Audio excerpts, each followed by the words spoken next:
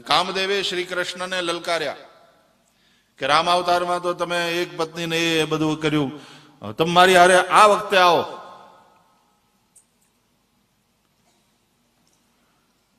ભગવાને કહ્યું ભોળા નથી તને બાળી નાખ્યો તો ભૂલી ગયો? તો કે ના, બસ મારે તમારી હારે લડવું છે. તો ભગવાન તો એની પાસે જે માણસ જાય ને જે કઈ માગે આપે. યુદ્ધ જોઈએ છે, ભલે આપ્યું. બોલ ક્યાં મળવું છે, ક્યારે મળવું છે, કેવી રીતે મળવું છે? કામદેવે પોતાને અનુકૂળ એવું વાતાવરણ માંગ્યું કે વૃંદાવનમાં મળવું છે, શરદ પૂનમની રાતે મળવું છે, વૃંદાવનનું એકાંત, શરદ પૂર્ણિમાની રાત, અને ગોપીઓને સાથે લઈને આવો. હવે આ બધી જ વાત કામને વધારનારી છે ને. વનનું એકાંત, અને વન પણ વૃંદાવન, સુંદર વન, જ્યાં યમુનાજી છે, શ્રી ગિરિરાજ છે, સુંદર સુંદર વૃક્ષો છે, કુસુમિત વન છે.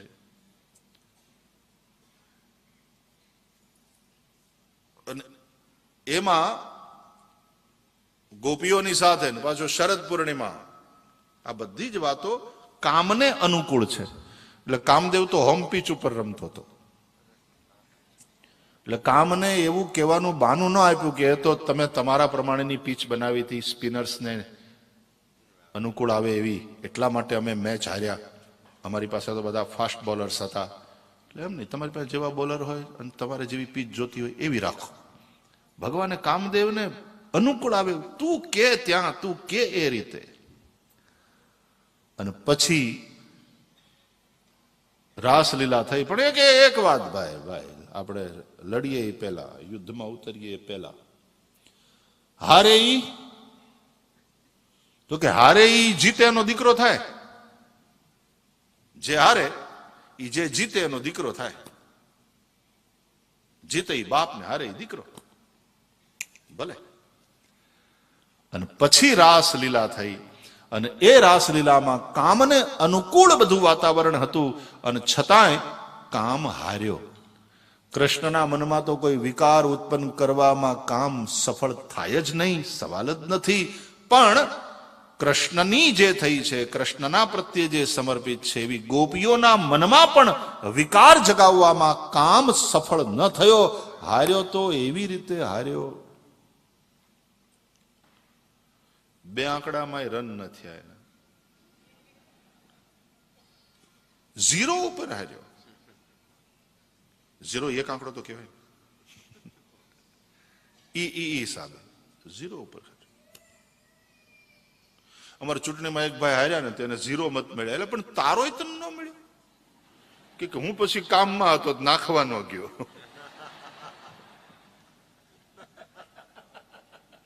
ડિપોઝિટ ડૂલ થઈ. એ તો એક તો મળવો જોઈએ ને કમસે કમ માણસ. અને એટલા માટે પછી કામદેવ શરત અનુસાર શ્રી કૃષ્ણનો દીકરો થયો. કૃષ્ણ અને રૂકમિણીના જે લગ્ન થયા એમાં પ્રથમ પુત્ર પ્રદ્યુમ્ન એ કામદેવ દીકરો થઈને આવ્યો છે, એનું નામ પ્રદ્યુમ્ન. તો વરુણ વિજય એટલે જીહવા, રસનેન્દ્રિય પર વિજય, અને રાસલીલા એ જનનેન્દ્રિય પર વિજયની આખી કથા છે. ભગવાને શરદ પૂર્ણિમાના આહલાદક વાતાવરણમાં दिव्य रास. एक बात समझ लो आप, ये काम ऊर्जा है, ये ऊर्जा निंदनीय नहीं है, ये ऊर्जा बड़ी महत्वपूर्ण है. इस ऊर्जा का ऊर्ध्वीकरण हो ये जरूरी है. जब इस ऊर्जा का ऊर्ध्वीकरण होगा तो वही ऊर्जा प्रेम में रूपांतरित होगी. Lust and love. ધરતીમાંથી જે ઓઇલ નીકળે છે ને, ખનીજ ઓઇલ કે આપેલું એ જે ઓઇલ નીકળે છે, ક્રૂડ ઓઇલ, કેવું હોય, પાછું રિફાઇનરીમાં જાય ને પછી એમાંથી પાછું ડીઝલ બને, હજી વધારે એને રિફાઇન કરે, પેટ્રોલ બને, હજી વધારે રિફાઇન કરે અને આ હવાઈ જહાજ માટેનું એ ફ્યુઅલ બને. એને રિફાઇન કરતા રહે છે ને. और શુદ્ધ કરતા રહે છે. એમ કામ એ મહત્વની ઉર્જા છે, એ નિંદનીય નથી. ભાગવતમાં કામ ને કૃષ્ણે પુત્ર બનાવ્યો, અને ગીતામાં તો ભગવાને કહ્યું ધર્મા વિરુદ્ધો ભૂતેષુ કામોસ્મિ ભરતર્ષભ. પ્રાણીઓમાં ધર્મ સંમત જે કામ છે એ હું છું. इतनी प्रैक्टिकल बात करने वाले हम अर्थ को लक्ष्मी मानते हैं, माता का रूप दिया हमने संपत्ति को, पैसे को, और काम को भगवान की विभूति बताया. हम अर्थ और काम को भी देखने की एक स्वस्थ दृष्टि रखने वाले लोग हैं. तो पहले धर्म, फिर अर्थ, फिर काम, फिर मोक्ष, ये 4 पुरुषार्थ कहे गए हैं. पुरुषार्थ का तात्पर्य है, सामान्य रीते हिंदी અને ગુજરાતીમાં પુરુષાર્થ એટલે મહેનત, પણ સંસ્કૃતમાં પુરુષાર્થ એટલે પુરુષૈઃ અર્થ્યતે ઇતિ. આપણે બધા જેની કામના કરીએ છીએ તે પુરુષાર્થ. તો આ 4 પુરુષાર્થ છે, ધર્મ, અર્થ, કામ અને મોક્ષ. ધર્મ એટલે એવા ગુણોને ધારણ કરવા, એવી વેલ્યુઝને ધારણ કરવી, એવી આવડતને ધારણ કરવી, એવી યોગ્યતાને ધારણ કરવી જેનાથી અર્થ મળે. તમે ડોક્ટર થઈ જાઓ એ ધર્મ કહેવાય. છોકરા કોલેજમાં ભણવા જાય એ ધર્મ અંતર્ગત આવે.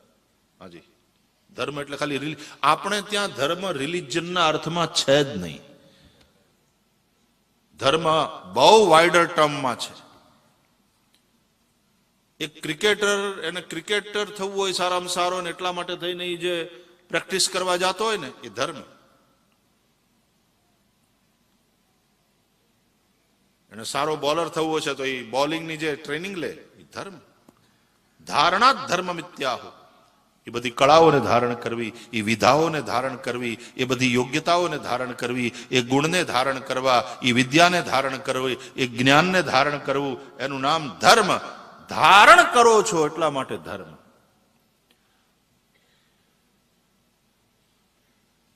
ધારણા ધર્મ મિત્યાહો. અને એ ધારણ કરે પ્રજાને. એટલે ધર્મ પછી અર્થ.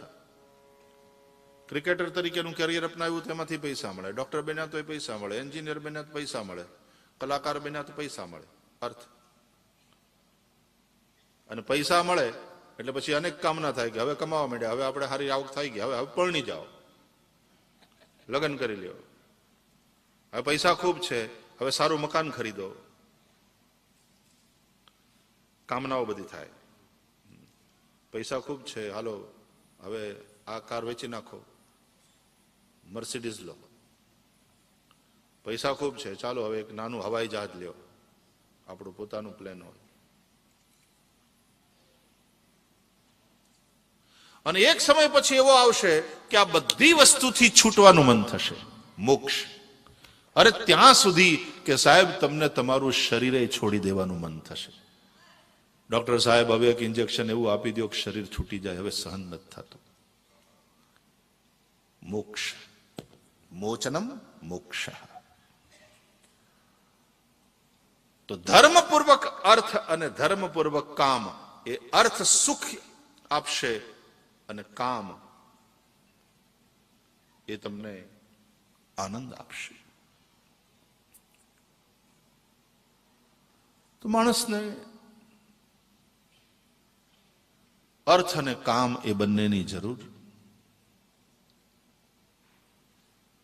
એ બંને નકામા જ છે, ખરાબ છે એવું આપણા ધર્મમાં કહ્યું નથી ઋષિઓ. ધર્માદ અર્થશ્ચ કામશ્ચ સકિમર્થમ ન સેવ્યતે. અને પછી એનાથી મુક્તિ, મોક્ષ, ત્યાગ, શાંતિ. ત્યાગથી જ શાંતિ હશે. તો ભગવાને દિવ્ય રાસ રચાવ્યો.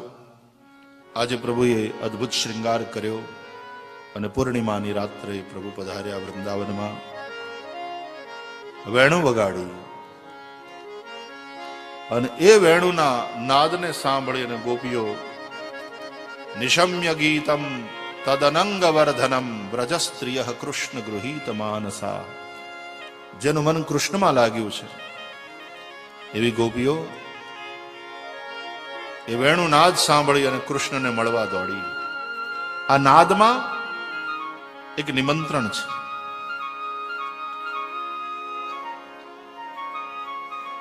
કોઈ હંજવારી કાઢતી હતી એ છોડીને દોડી, કોઈ ઘરમાં લીપણ કરતી હતી એ છોડીને દોડી.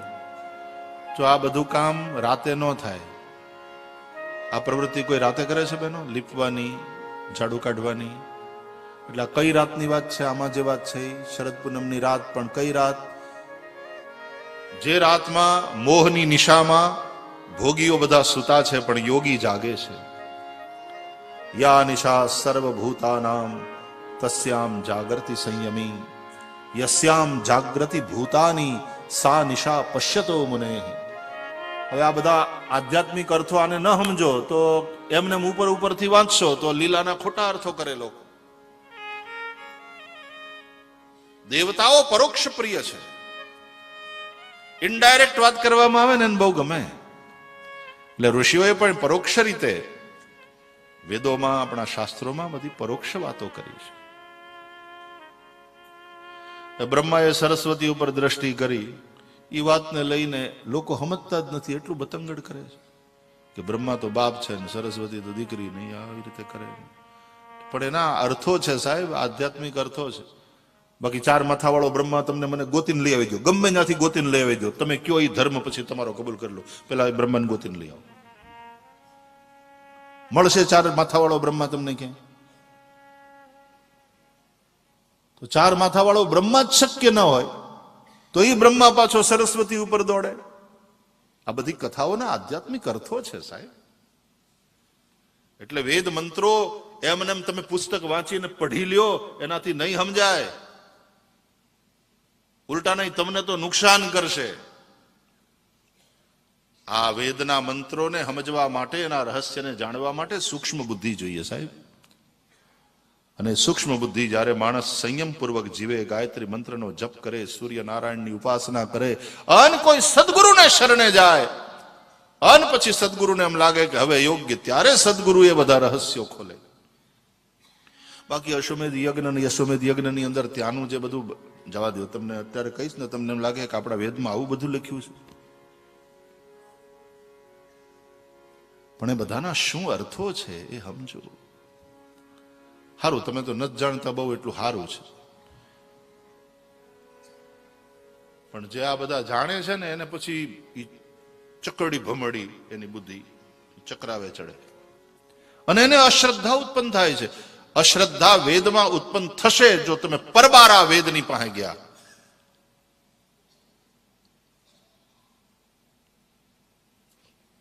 કોઈ વેદજ્ઞ મહાપુરુષની પાસે જાઓ, વેદ પરંપરા પ્રમાણે જીવન જીવતા કોઈ સદગુરુ પાસે જાઓ, અને એ સદગુરુ તમને કે એ પ્રમાણેના પગથિયા ચડો.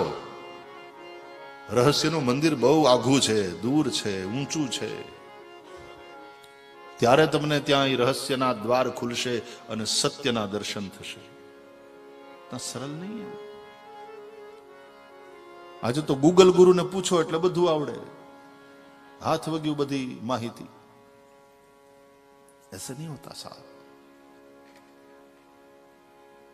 वेदों को अनुश्रव कहते हैं. गुरु पाहे जवू ज पड़े. गुरोरुच्चारणानंतरम श्रयते, એટલા માટે એને અનુશ્રવ કહે છે. મંત્ર કેમ બોલવા એની શિક્ષા, શિક્ષા, છંદ, જ્યોતિષ, નિરુક્ત, વ્યાકરણ, આ બધા વેદના અંગો છે.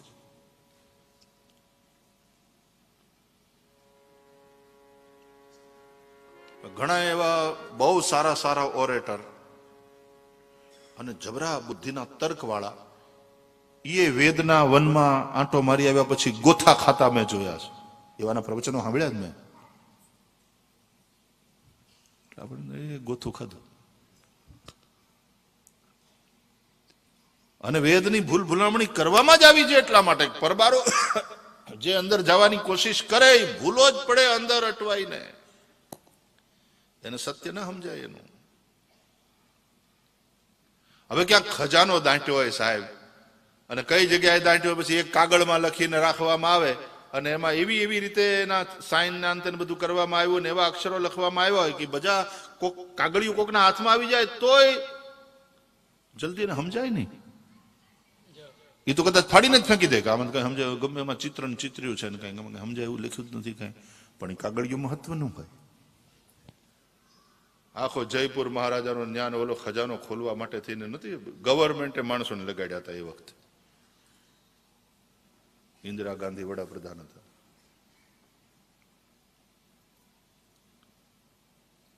તો એ ખજાનાના માટે થઈને એના પેલા બધા કોડવર્ડ ને બધું હોય છે.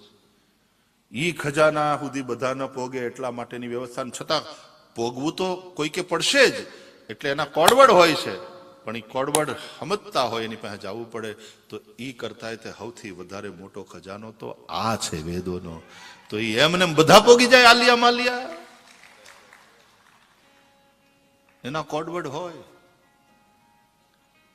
અને કોઈક જાણતા હોય એવા વેદના પારખું એની પાસે જવું પડે.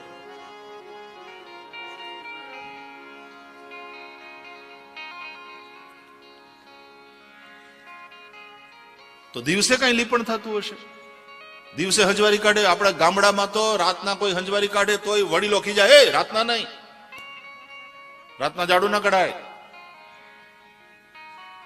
તો અહીંયા તો એમ લખ્યું છે કે કોઈ ગોપી ઝાડુ કાઢતી હતી એ છોડીને દોડી, કોઈ લીપણ કરતી હતી એ છોડીને દોડી.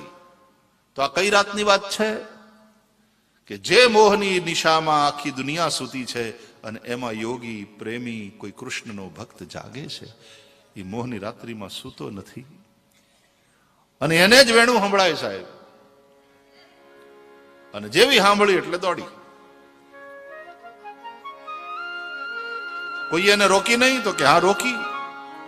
તા વાર્યમાણા પતિભિ પિતૃભિ ભ્રાતૃબંધુભિ. સગા સંબંધીઓએ રોકવાની કોશિશ કરી પણ જેનું મન કૃષ્ણમાં લાગ્યું છે એનું કોઈ રોકી ન શક્યું. ઘરવાળા બધા રોકે કે બેટા ઘરમાં રહીને ભજન થાય, એમાં કઈ સંન્યાસ લેવાની જરૂર નહીં. પણ જેને વાહળી સંભળાઈ ગઈ વેણું એ કોઈના રોક્યા ન રોકાય. કોઈ સંન્યાસ લેવાનો વિચાર કરે ને તો શાસ્ત્રોમાં એવું લખ્યું છે કે દેવતાઓ એના સગા સંબંધીનું રૂપ લઈને એને રોકે છે. કારણ કે સંન્યાસી થઈ જાય પછી તો અગ્નિને પોતાની અંદર સમાવી લેવાનો હોય, પછી એને યજ્ઞ વગ્ન કઈ કરવાનું ન હોય તો યજ્ઞ ન થાય, દેવતાનું થાય, ભૂખ્યા રહેવાનું. અમારે અમને તો યજ્ઞ દ્વારા જ આહુતિ મળે છે. આ બધું છોડીને એ બાજુ જતો રહે કેમ ચાલે? તો દેવતાઓ સગા સંબંધીનું રૂપ લઈને એને રોકે કે ભાઈ એના કરતા યાવત જીવેત અગ્નિહોત્રમ જુહુયાત, એ જ બરાબર છે.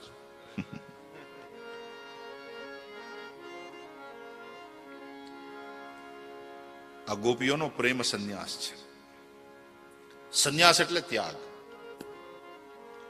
જેમ પેલો સંન્યાસી સંસારને ત્યાગીને જતો રહે એમ ગોપીઓનો પણ આ સંન્યાસ છે. આ પ્રેમ સંન્યાસીની છે ગોપીઓ. બધું જ છોડીને ગઈ. એટલે કે છે ગોપી ગીતમાં કે અમે પતિ ભાઈઓ આ તે બધાને અને એની આજ્ઞાને છોડીને તમારી પાસે આવ્યા છે. પતિ સુતાન વય ભ્રાતૃ બાંધવાન અતિ વિલંઘ્ય તેન ત્યચ્યુતાગતા.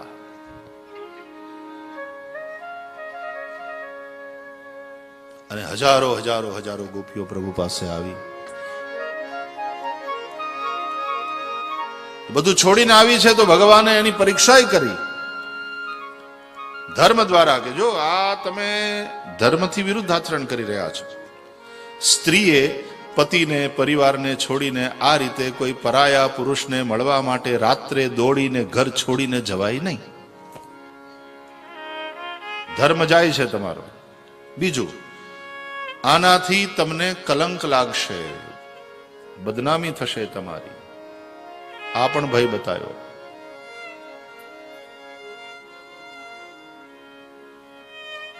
અને જો આ પાપ છે તો એનું ફળ નરક પણ મળે.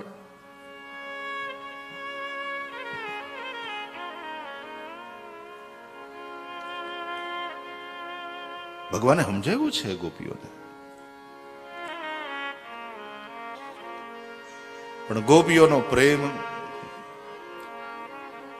તમે જ કીધું છે સર્વ ધર્માન પરિત્યજ્ય મામેકમ શરણમ વ્રજ.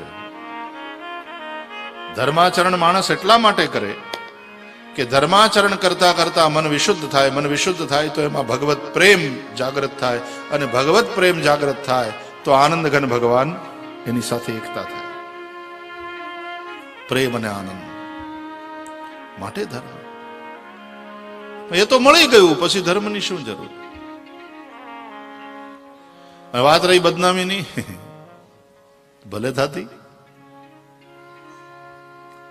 सबसे बड़ा रोग क्या कहेंगे लोग? दुनियाની બદનામીથી ડરે, એ ભગવાનની ભક્તિ શું કરી શકે? ભક્તિ કરવી તો ના ડરવું, દુરીજન લોકથી રે. મીરાએ કીધું કે અબ તો બાત ફેલ ગઈ, હોની હો સો હોઈ, મેરે તો गिरधर गोपाल, दूसरा न कोई. અને આ તમને પ્રેમ કરવો એ પાપ છે? એ હોય તો અમારે કરવું છે.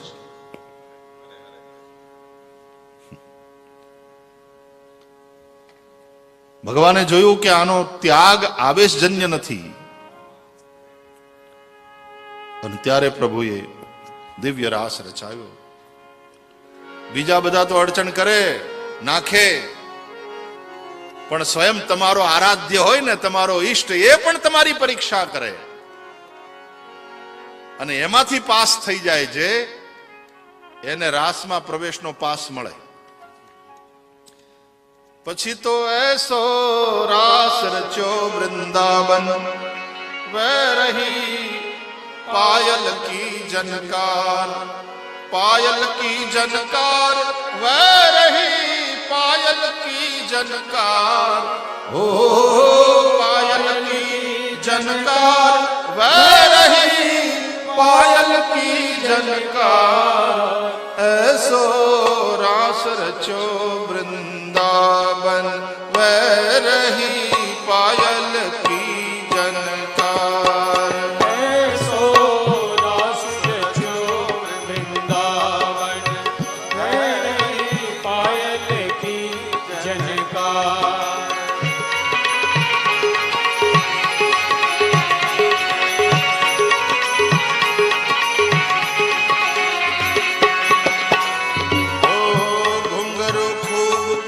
क्षमा क्षम बाजे, घुंघरू खूब क्षमा क्षम बाजे, बजने बिछुआ बहुत बाजे, बजने बिछुआ बहुत बाजे, रवा कौंधनी केहू बाजे. रवा આ બધા ઓર્નામેન્ટ્સ છે, એના નામ. केहू बाजे, अंग अंग में गहना बाजे, चुरियन की जनकार. हो अंग अंग में गहना बाजे, चुरियन की जनकार. ऐसो रास रचो वृंदावन, वह रही पायल की जनकार. ऐसो रास रचो वृंदावन, वे रही पायल की जनकार.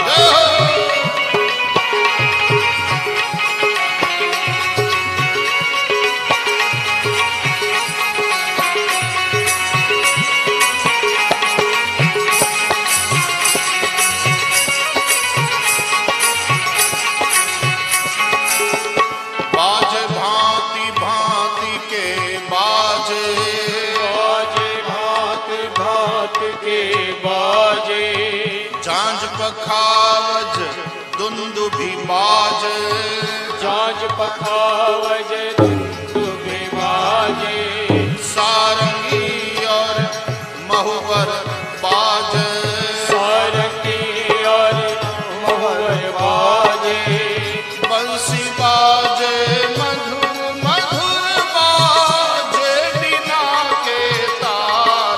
ओ बंसी बाजे मधुर मधुर बाजे, बिना के तार. ऐसो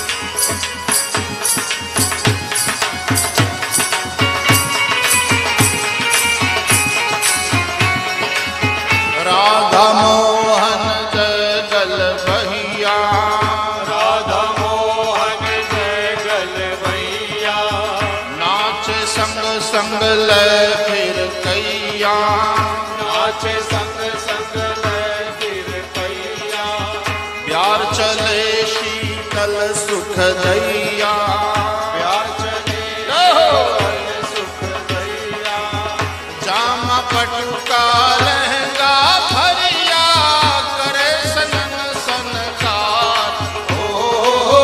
जामा पटुका लेगा भैया, करे सनन सनकार।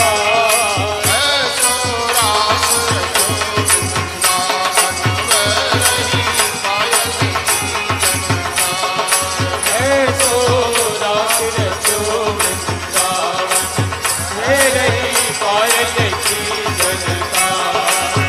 पायल की जनकार वह रही पायल की जनकार।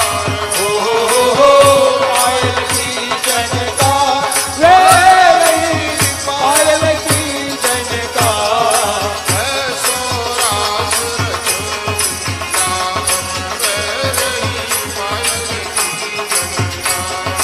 ऐसो रास रचो वृंदावन में रही पायल की जनकार।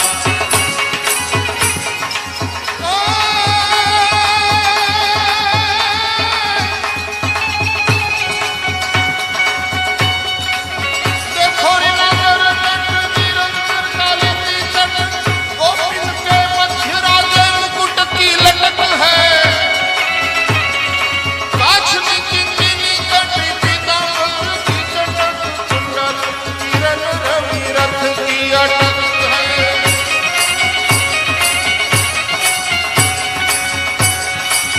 तत थई शब्द सकल घट, उरप पीरप काति पद की पटक है।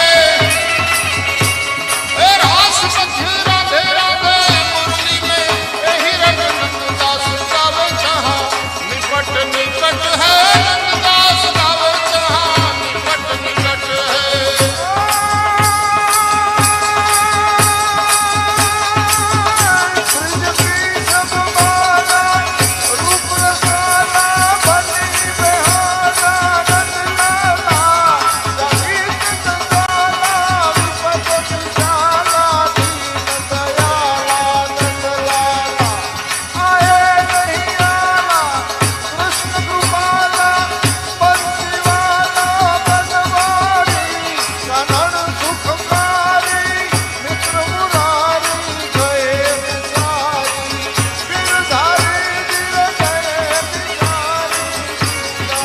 हे रमो रमो गोवालिया रमो मनगड़ो मेली में। हे रमो गोवालिया रमो मनगड़ो मेली में। हे रमो रमो गोवालिया रमो मनगड़ो मेली में। रमो रमो गोवालिया रमो मनगड़ो मेली में। हे रमो रमो गोवालिया रमो मनगड़ो मेली में। हे रमो गोवालिया रमो गोवालिया रमो मनगड़ो मेली। जय हो।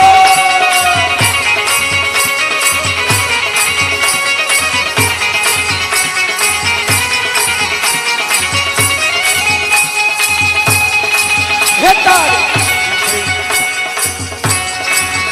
मेरे सासू तो सासू जी चीड़ा से मेरे जासू तो सासू जी की जासे, हे ओली नणदू देसे गड़े गोवालिया रमो मनगड़ो मेली ने। हे रमो गोवालिया रमो मनगड़ो मेली में। हे रमो रमो हे रमो रमो गोवालिया रमो मनगड़ो मेली ने। रमो रमो गोवालिया रमो मनगड़ो मेली में। तारे माथे मयूरी घूमतू, तारे माथे मयूरी घूमतू, तारी माथे मयूरी घूमतू। तारे माथे मयूरी घूमतू। हे तू चाले चटकती चाल